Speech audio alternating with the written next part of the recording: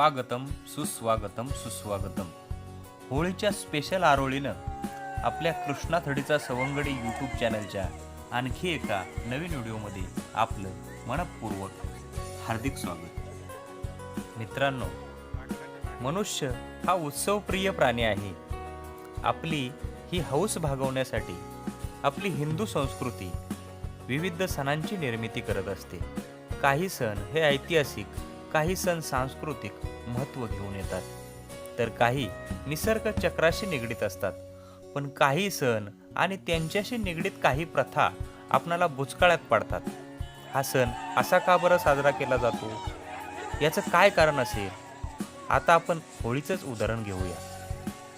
कुणाला होळीला बोंबा मारणं, शिव्या देणं अश्लील वाटतं, तर कुणाला होळीत लाकडं जाळणं ही पर्यावरणाची हानी वाटते. कुणाला धुळवड का साजरी करायची असा मोठा प्रश्न पडतो, तर कुणाला रंगपंचमी आक्षेपार्ह वाटते. पण असं असतानाही होळीचा उत्साह मात्र कमी होत नाही आणि गावांमध्ये तर नाहीच नाही.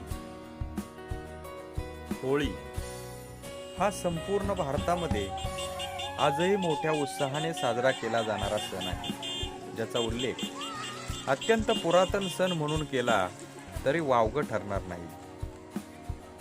गाथा सप्तशतीमध्ये सुद्धा होळी किंवा रंगपंचमीचा उल्लेख फग्गू शन म्हणजेच फाल्गुन सण असा आहे.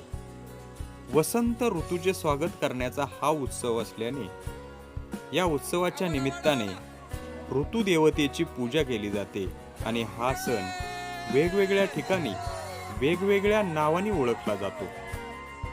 पुराणामध्ये काही ठिकाणी याचं वर्णन मदनोत्सव म्हणून आलेलं आहे.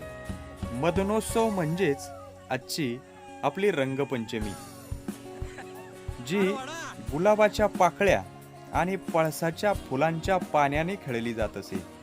काही ठिकाणी चिखलाने होळी खेळली जाई, तिला कर्दमलीला या नावाने ओळखले जात असे.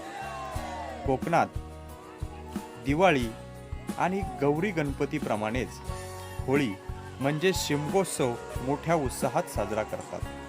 गोव्यात याच सणाची चिगमा या नावाने ओळख आहे आणि हाच विविध ठिकाणी विविध नावांनी चिरपरिचित असणारा होळीचा सण आमच्याही वयगाव गावामध्ये आम्ही परंपरेने कसा साजरा करतो त्याचीच दृश्ये आपण या व्हिडिओमधून पाहत आहोत.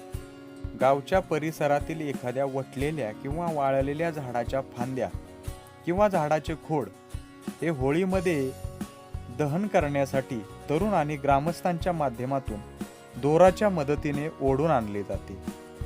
होळीमध्ये किंवा होळीच्या अग्निकुंडामध्ये त्याचे दहन केले जाते, म्हणून त्याला हळकुंड असे म्हटले जाते. पूर्वी अशी हळकुंडे बैलांच्या मदतीने ओढून आणली जायची असे ज्येष्ठ मंडळी सांगतात. या हळकुंडाचे योग्य लांबीचे तुकडे करून होळीची रचना केली जाते.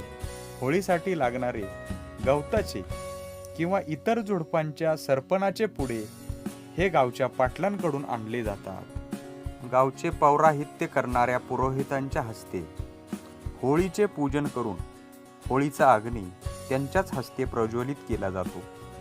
त्यानंतर गावातील प्रत्येक कुटुंबातील पुरणपोळीचा नैवेद्य हा होळी मातेला अर्पण केला जातो.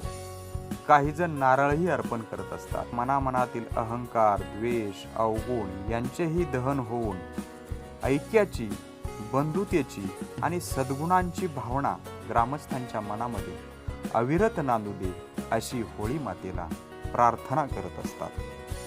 होळीचे दहन झाल्यानंतर दुसऱ्या दिवशी धुळीवंदन साजरे केले जाते. होळीचे दहन झाल्यानंतर तयार झालेली विभूती हे ग्रामस्थ एकमेकांच्या कपाळाला लावत असतात, देवदेवतांना वाहत असतात आणि धुळीवंदन साजरे करत असतात. अगदी लहान मुलांपासून ते वृद्ध आजोबांपर्यंत सर्वांचा आवडीचा सण हा होळी सण असतो. अगदी प्रत्येकाच्या बालपणीच्या आठवणी, मजेचे क्षण हे या होळी सणाशी जोडलेले असतात. नोकरी व्यवसायानिमित्त बराचसा तरुण वर्ग हा पुण्या मुंबईसारख्या शहरामध्ये वास्तव्यास असतो. काही जण या सणाला सुट्टी घेऊन गावाला हा आनंद अनुभवायला आवर्जून येत असतात, परंतु सर्वांनाच ते शक्य होत नाही. आपला हा व्हिडिओ त्याच नोकरदार बांधवांसाठी आहे ज्यांना या व्हिडिओच्या माध्यमातून या होळी सणाचा आनंद घेता येईल. व्हिडिओ आवडल्यास लाईक करा, आपल्या मित्रपरिवारामध्ये शेअर करा आणि आपल्या चॅनलवर नवीन असाल तर चॅनलला सबस्क्राईब करायला विसरू नका. जय श्रीराम.